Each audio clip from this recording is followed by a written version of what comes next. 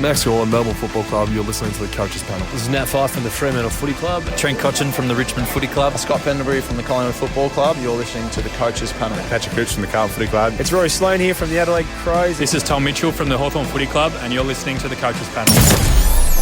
Hey friends, you got MJ from the Coaches Panel. Welcome back to another episode of the 50 Most Relevant, where we work our way through who, at least I believe, are the most relevant players across Dream Team, SuperCoach and AFL Fantasy for 2022. And when I say it's what I think, it's genuinely what I think. And so while other members of the Coaches Panel certainly have their say on it, there are some players that we come to and others are like, MJ, why is he even in your 50? Let alone others that are convinced he's low. And on this episode, as we talk about Jade Gresham, look, it's not overselling it too much, but Jimmy, who's our special guest on this episode, don't seem super bullish and keen on young Jadelyn Gresham. Yeah, hello MJ, hello listeners. You were kind enough, MJ, to throw freaking George Hewitt at me for my first one of these.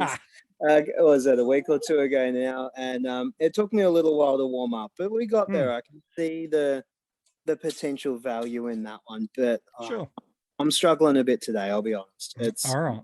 Sure, I see it. I've thrown you a couple of fun ones throughout the 50 most relevant. That is for sure. Well, let's work our way through and see what has got some coaches in the fantasy community optimistic and positive that he could be a really viable option in their starting squad, while others have a healthy dose of skepticism around him at all. Still just the 24 years of age, mid-forward. Last year with some really strong scores for him across the format. He actually got his career score in AFL Fantasy and Dream Team last year against the Demons. It was a 107 for AFL Fantasy and Dream Team. 104 in that same game for SuperCoach was his best 2021 score. But that is kind of a distant score in comparison to his career high score. You got to go back to 2018 against the Gold Coast Suns in SuperCoach. It was a 131. He delivered an average of 73 in AFL Fantasy and 68.6 in SuperCoach. It's fairly injury impacted with a round 3 injury, which we will no doubt talk about.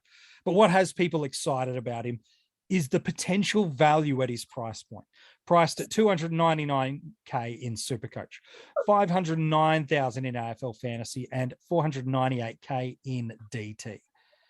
And I suppose it's a challenging one to look at for us, isn't it, Jimmy? We're looking for all these guys at these interesting price points to kind of get us there.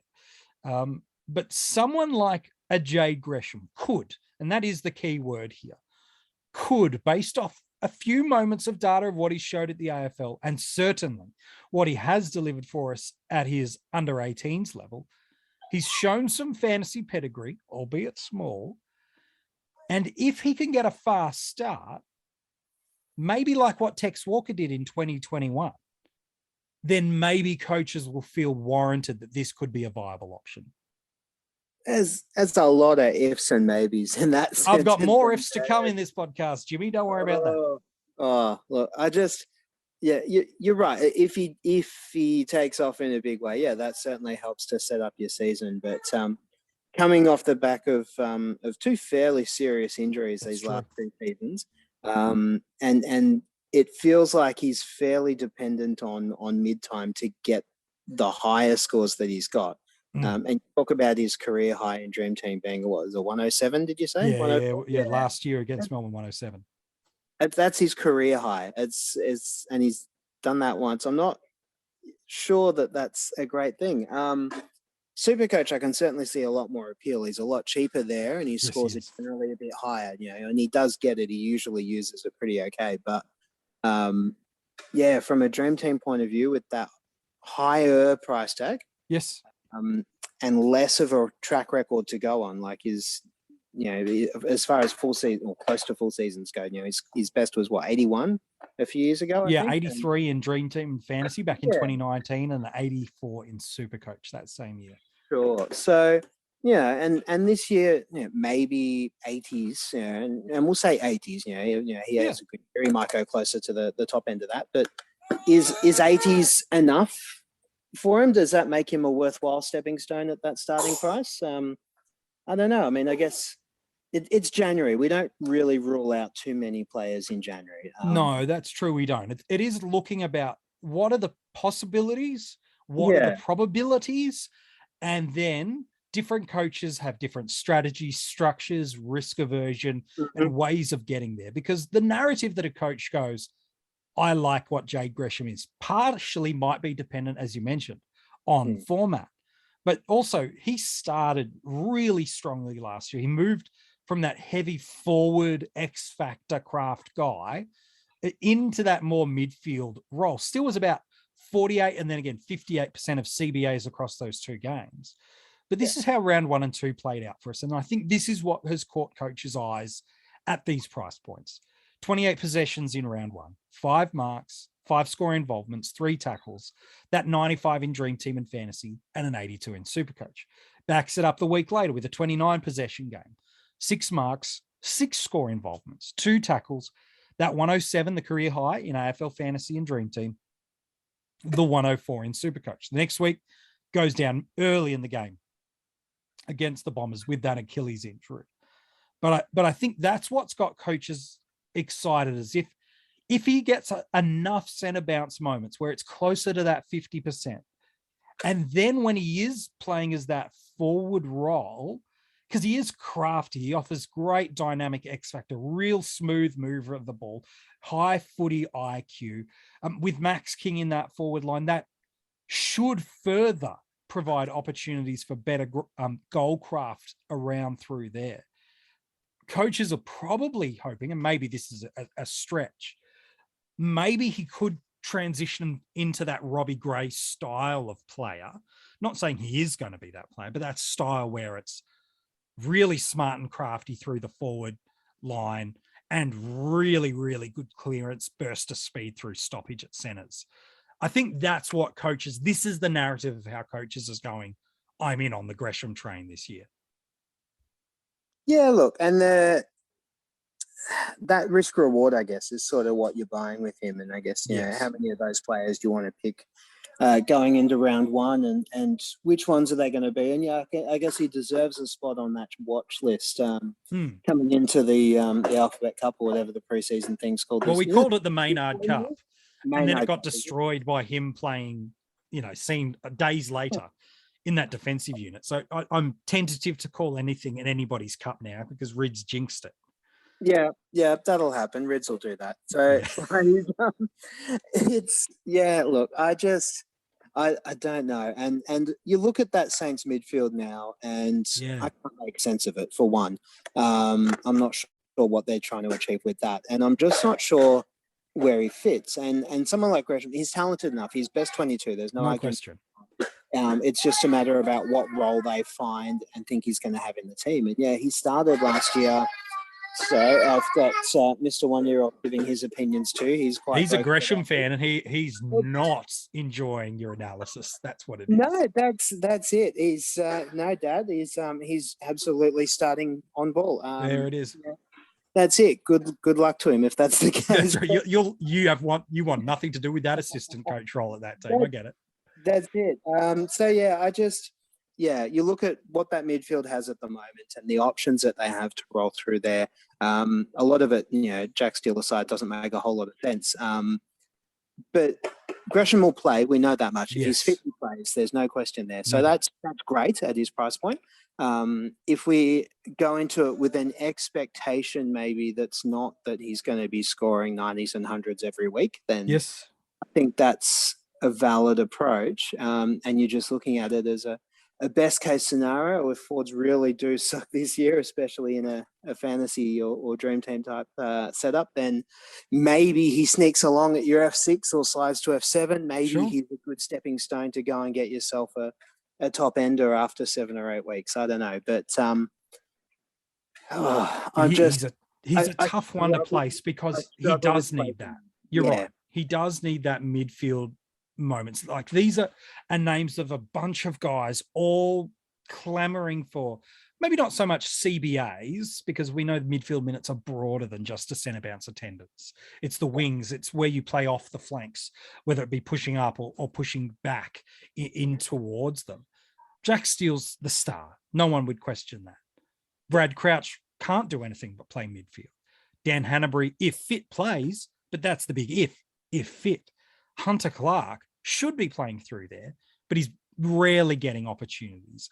Zach Jones can play through the midfield, but probably more suited to the wings. Similarly with a Brad Hill. And they did pick up a really classy South Australian kid in Malira Wanganeen, who I think is going to be brilliant for him, but it'll take some time.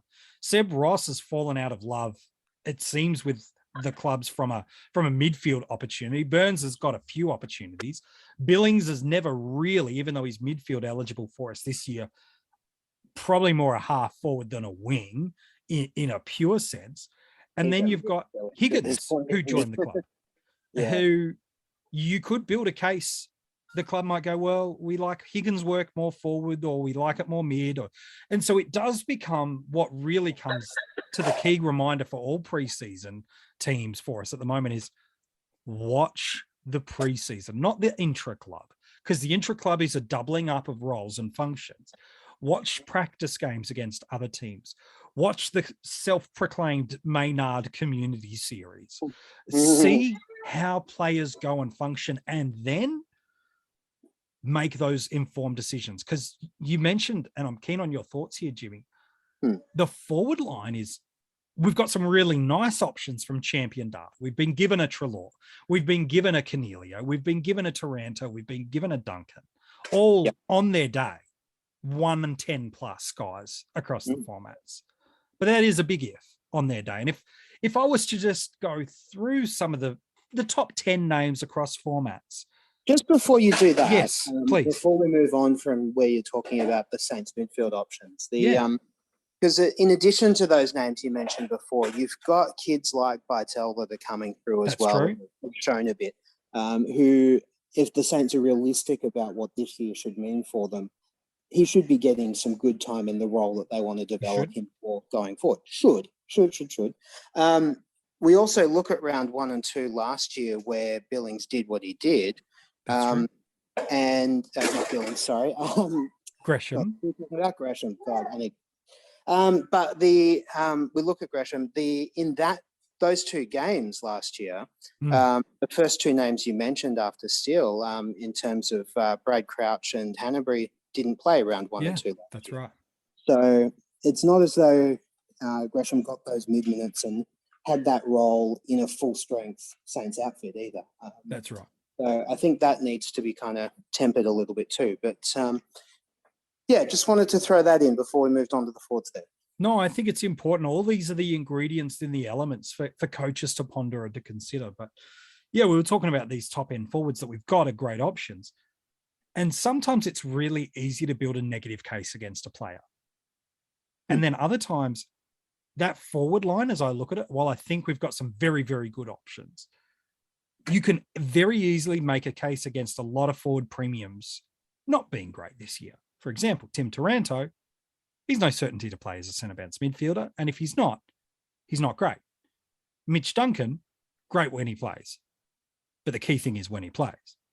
Josh Dunkley, injured most seasons, and who can trust the role? Yes, I'm taking my Kane hat off for a moment there.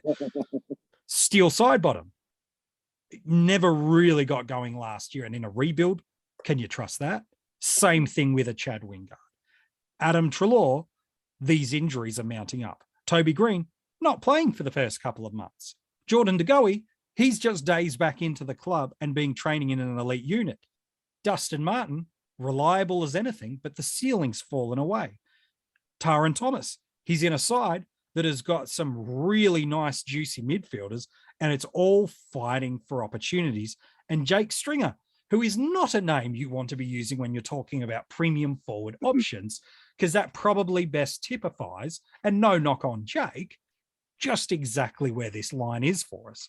So I think the thought for coaches optimistic about Gresham is, I don't like the forward premiums. I don't think the upper tier is as high to chase.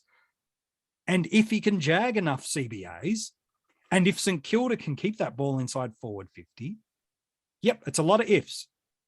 But if you can get 5 or 6 weeks of ifs going your way, you're on your way. And worst case scenario at his price point, there will be a forward that pops. There will be a Taylor Walker type guy that starts the year on fire, whether it be by role, by fitness, or whatever have you. And so there is a world in salary caps where even if the first 2 games aren't great, there's the abort button. He's priced at a reasonable stepping stone and you can go somewhere else. So you're not bolted in to fall in love with the pick for the year if you need to abort from the move. Oh, absolutely. And we can say that about every player, of That's course, true. too. And I think part of structuring your team is working on the basis that you can't trade out half of your lineup after round 2. Yeah.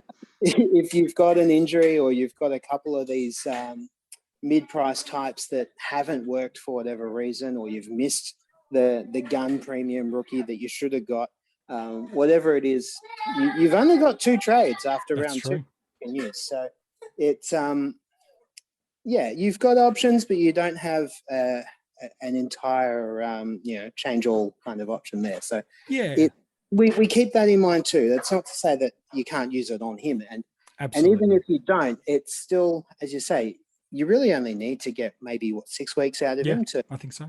really open up the board in terms of what those options are. And if someone like a Treloar or Taranto find themselves in the forward pocket for a game or get heavily tagged, or they pop one low score in around that sort of round 3 kind of mark, it drops their price a fair bit, and suddenly it might not cost much in round 6 or 7 to go directly from a Gresham straight to one of those so-called big dogs, as you say. So yeah, it gives you options. I love that sneaky bit of advice you gave there around the building your team around knowing where your risk points are and what you can and can't achieve, because you're right, you can only make a certain amount of moves. I think that's some brilliant advice for coaches. They look to get the balance right for their coaching structure across formats. Again, every format, different rules, different trade rules, different salary caps, all those variances.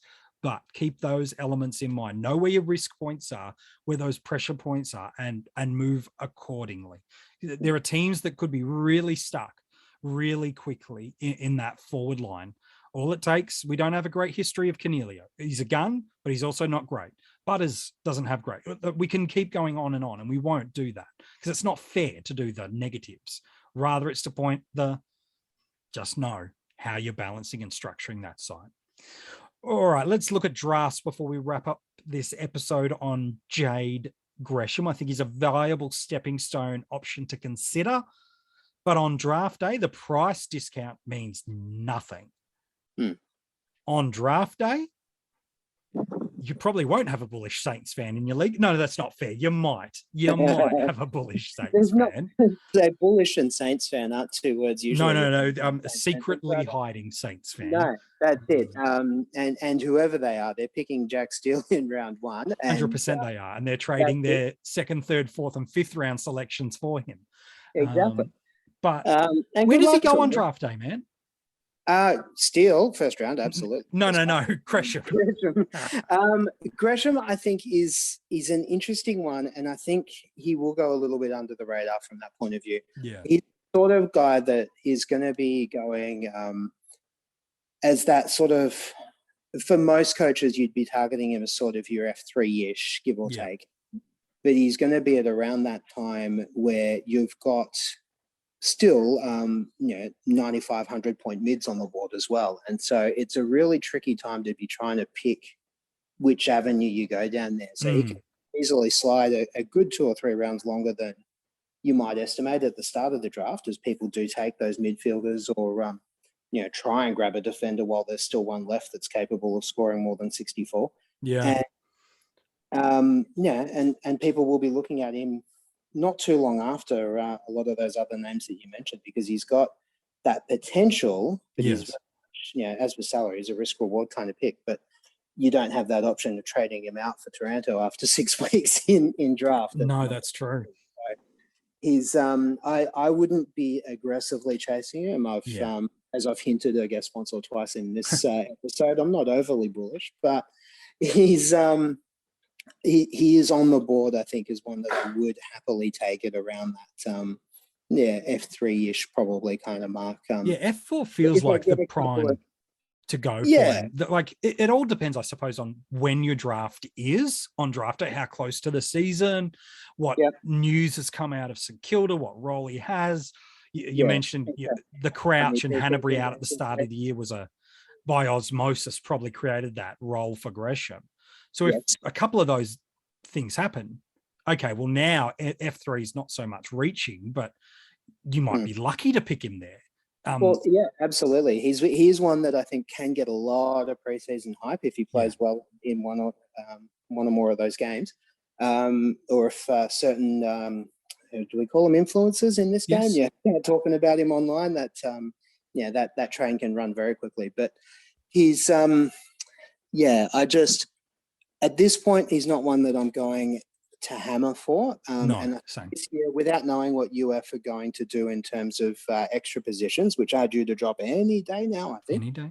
As of time of recording, That's any great. day now. They might be out by the time Patreons get to. That'd be lovely. But, that would be nice. But at this point, we don't know how many other options we're getting back and forward. And in lieu of that information, to me, this feels like it's the sort of draft year to load up on midfielders early. More so than most years, even. I think that's a fair call. He's an interesting player to look at. And if you want to go and check out the article on Jade Gresham, it is online for you now at coachespanel.tv. Hey, Jimmy, appreciate your work as always, my friend. Always happy to help. Thank you. I'll try to give you a player that you love in the next episode. That's interesting. It's, you're keeping me on my toes with these. There's no point calling me up and go, hey, Jimmy, let's talk about Dusty for an hour. No, okay. We won't do that. We've already had him in the 50, or have we? Or have we? Have we? I'm not sure. Or have we? I'm not going to, honestly, people kind of obviously already know if you have or haven't already had him in the 50 most relevant. If you're not sure who's been revealed so far in the 50 most relevant, you can go back and check it out at coachespanel.tv. For those still wondering, or quickly going back to coachespanel.tv, we have already had Dusty. He was at 34, but that's okay. If you want to go and read the article on Dusty or any of the other players that have just happened in the past few days, Andrew Brayshaw, Matt Rao, Darcy Parish, Marcus Bontempelli, and more, all the links are at coachespanel.tv. You can sign up while you're there to our Patreon supporter group for just a couple of bucks a month. There are some great exclusive rewards that you can get involved in, and a bunch of different tiers as well. So depending on what is able and available for you is a bunch of different rewards. One of the great new Patreons that has just jumped on board at our premium tier is Sam Austin. Thank you, Sam, for your great support and jumping into that premium tier of Patreon just over the past couple of days. So tomorrow, the number 26 point of the 50 most relevant. And I feel like it's time we bring our first outsider of the coaches panel on for 2022. So you've heard from Kane, you've heard from Louis, you've heard from Jimmy, you've heard from Jordox, you've heard from Rids, you've heard from a bunch of the coaches panel members. Now we're heading out and about across the fantasy community. We're heading to our friends at Dr. Supercoach and Chizo, who's been on the 50 most relevant with us before. Who's on with Chizo? Which player are we talking about? Here's the clue I'll tell you. If you follow Dr. Supercoach and you know his love of certain defenders, you probably already got a pretty good idea who's coming tomorrow. Who is he? Our Patreons know. Dr. Supercoach fans probably also know due to Chizo's undeniable love of this player. Who is he? For the rest of us, we'll find out tomorrow in the 50 most.